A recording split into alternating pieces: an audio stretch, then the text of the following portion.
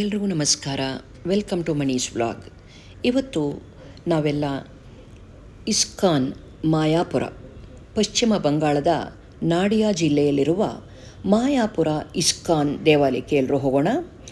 ಈ ದೇವಾಲಯವು ಶ್ರೀ ಚೈತನ್ಯ ಮಹಾಪ್ರಭುಗಳ ಜನ್ಮಸ್ಥಳವಾಗಿದ್ದು ಇಸ್ಕಾನ್ ಸಂಸ್ಥೆಯ ಜಾಗತಿಕ ಪ್ರಧಾನ ಕಚೇರಿಯಾಗಿದೆ. ಇದು ಹೂಗ್ಲಿ ಮತ್ತು ಜಲಂಗಿ ನದಿಗಳ ಸಂಗಮದಲ್ಲಿದೆ ಮತ್ತು ಇಲ್ಲಿ ನಿರ್ಮಾಣವಾಗ್ತಾ ಇರೋ ಟೆಂಪಲ್ ಆಫ್ ವೇದಿಕ್ ಪ್ಲಾನೆಟೋರಿಯಂ ವಿಶ್ವದ ಅತಿದೊಡ್ಡ ವೈದಿಕ ದೇವಾಲಯವಾಗಲಿದೆ.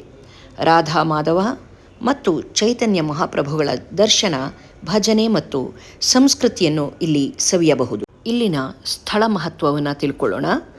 ಮಾಯಾಪುರವು ಪಶ್ಚಿಮ ಬಂಗಾಳದಲ್ಲಿದೆ. ಕಲ್ಕತ್ತಾದಿಂದ ಸುಮಾರು 130 ಕಿಲೋಮೀಟರ್. ಇದು ಗೌಡೀಯ ವೈಷ್ಣವ ಸಂಪ್ರದಾಯದ ಕೇಂದ್ರ ಬಿಂದು ಮತ್ತು ಚೈತನ್ಯ ಮಹಾಪ್ರಭುಗಳ ಜನ್ಮಸ್ಥಳ. ಇಲ್ಲಿ ಚಂದ್ರೋದಯ ಮಂದಿರ, ಇಸ್ಕಾನ್ ಚಂದ್ರೋದಯ ಮಂದಿರ ಅಂತಲೇ ಪ್ರಸಿದ್ಧ. ಇಲ್ಲಿ ರಾಧಾ ಮಾಧವ, ಅಷ್ಟಸಖಿಯರು ಮತ್ತು ಪಂಚತತ್ವದ ವಿಗ್ರಹಗಳನ್ನು ಪೂಜಿಸಲಾಗುತ್ತೆ. ಇಲ್ಲಿ ನಾವು ಕ್ಯಾಮ್ರಾ ತೊಗೊಂಡು ಹೋಗೋ ಹಾಗಿಲ್ಲ, ಹಾಗಾಗಿ ನಾನು ಭಗವಂತನ ವಿಗ್ರಹಗಳ ಫೋಟೋವನ್ನು ತಗೊಳ್ಳೋದಕ್ಕೆ ಆಗಿಲ್ಲ.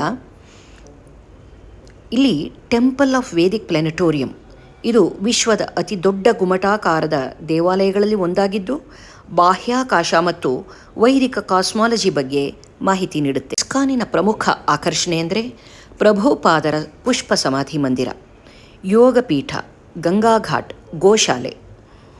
ಭೇಟಿ ನೀಡೋದಕ್ಕೆ ಉತ್ತಮ ಸಮಯ ಅಂತಂದರೆ ಅಕ್ಟೋಬರ್ನಿಂದ ಮಾರ್ಚ್ರವರೆಗೆ ಹವಾಮಾನ ಹಿತಕರವಾಗಿರುತ್ತೆ.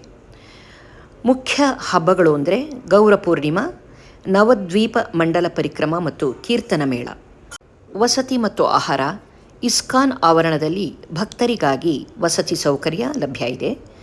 ಗೋವಿಂದದಾಸ್ ರೆಸ್ಟೋರೆಂಟ್ನಲ್ಲಿ ಸಾತ್ವಿಕ ಭೋಜನ, ಅದರಲ್ಲೂ ಬಂಗಾಳಿ ಭೋಜನ ಮತ್ತು ಪ್ರಸಾದ ಲಭ್ಯವಾಗುತ್ತೆ.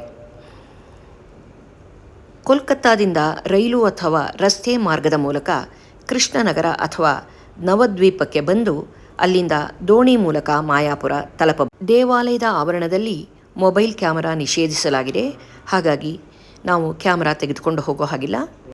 ಇಸ್ಕಾನ್ ಮಾಯಾಪುರದ ಗೋಶಾಲೆ ಶ್ರೀ ಶ್ರೀ ರಾಧಾ ಮಾಧವರ ಹಸುಗಳಿಗೆ ಆಶ್ರಯ ತಾಣವಾಗಿದ್ದು 390ಕ್ಕೂ ಹೆಚ್ಚು ಹಸುಗಳು, ಹೋರಿಗಳು ಮತ್ತು ಕರುಗಳನ್ನು ಹೊಂದಿದೆ.